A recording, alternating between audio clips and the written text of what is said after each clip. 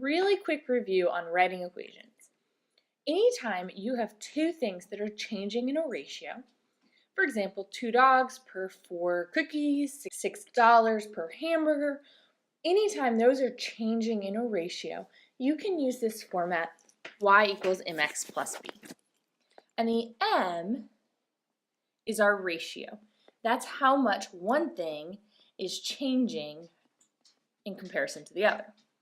And the b is just how many we start with. And right now, we are only looking at ones that start with 0. If I have 0 of one thing, I'm going to have 0 of the other. Next week, we'll get into, okay, well, now I'm starting with 10 popsicles, etc.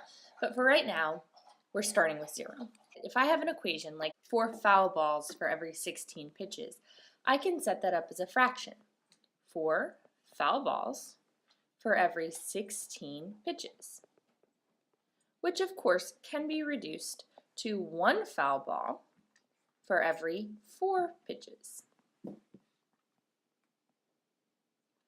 And my equation would be y equals 1 over 4 x, and then I'm starting with 0 pitches, so plus 0.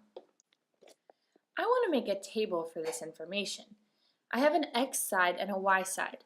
Whatever is on top of my fraction has to be y. So this is foul balls as y. Whatever is on bottom has to be x, so pitches is x.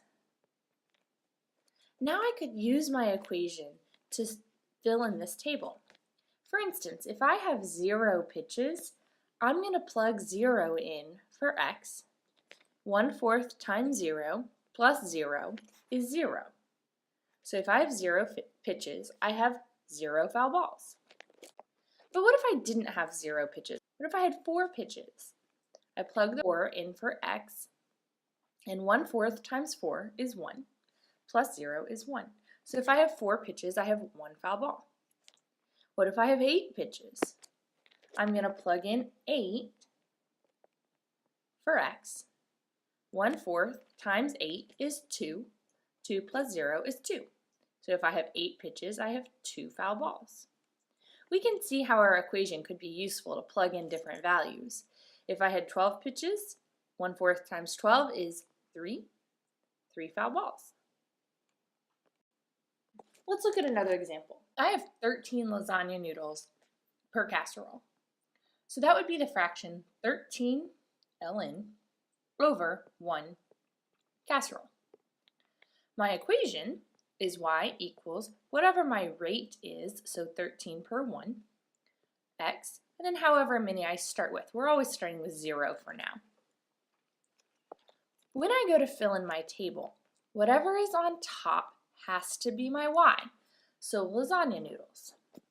Whatever is on bottom has to be my x, so casseroles. And then we can use our equation to fill in our table. If I have 1 casserole, I plug in 1 for x. 13 times 1 is 13. I have 13 lasagna noodles. If I have 2 casseroles, I can plug in 2 for x. 13 times 2 is 26. 26 plus 0 is 26. 2 casseroles would be 26 lasagna noodles. You're probably thinking, well, duh. You doubled 1, you double 13. So why is this useful? Well, what if I said I have 112 casseroles? How many lasagna noodles? I can plug in 112 for x and just do 13 times 112. That is a lot of lasagna noodles. So we are using our equation to plug in values for x and find the value for y. Let's look at how our equation can help us make a table, which can help us make a graph. So here we have the equation y equals 2 over 1 x plus 0. And I don't have a context here. It's not dogs per or something, but sometimes it helps to think of one. So I'm just going to pretend that this is, I don't know, $2 per 1 Coke. That helps me get my mind around what's happening in this situation. I don't need a context, but it can help. So we learned a few minutes ago that whatever is on top has to be y. so y is dollars. That also means that on my graph, my y-axis is dollars. Whatever is on bottom has to be x, so Cokes is x, both on my table and on my graph. Now I'm going to pick some values for Cokes and I'm going to plug them into my equation. So how about 0? 0 is always a good place to start. I plug in 0 to x. 2 times 0 is 0, plus 0 is 0. 0 Cokes, $0, and I can go put a dot at 0 Cokes, $0. How about 1 Coke? Instead of plugging in 0, I'm going to plug in 1. 2 times 1 is 2, plus 0 is 2. So 1 Coke, $2. Over 1 for Coke and up 2 for dollars, put a dot there.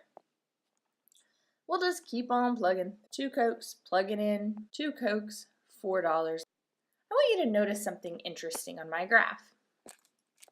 Every time I went over 1 for a Coke, I went up 2 for dollars. Over 1 for a Coke, up $2. 1 Coke, $2. 1 Coke, $2. I could keep graphing by just going over 1 Coke and up $2. This is called my slope. It's my y over x. My y is changing by 2. My x is changing by 1. 2 over 1. And that's what we saw in our equation, 2 over 1. The 2 tells me how far on y, and the 1 tells me how far on x. How about another example? Here we have the equation y equals 1/2 x plus 0. That means that the 1 is my y and the 2 is my x. We don't need a context, but it sometimes helps. So how about 1 tea bag for 2 gallons of tea? Y would be bags, x would be gallons, and that is also true on my graph. X is gallons, and y is tea bags. We could then fill in our table. I could then put this on my graph. If I have 0 gallons, I'm going to have 0 tea bags. I'm not going to graph 1 gallon and 1/2 of a bag. That is hard to graph when I'm counting by ones. But I will do 2 gallons is 1 tea bag. 4 gallons is 2 tea bags. If I wanted to keep going, 6 gallons would be 3 tea bags. And there's my graph. Let's take a closer look. We can see that for every 1 bag I add 2 gallons. Add a bag, add 2 gallons. Add a bag, add 2 gallons, and so on. Again, this is called my slope. Y over x. Y is 1, x is 2. Up 1 for y over 2 for x. And we can see that 1/2 is the same 1/2 that is in my equation. That is called my slope. It's my m. And it tells me how far up and how far over. We'll look more at this tomorrow.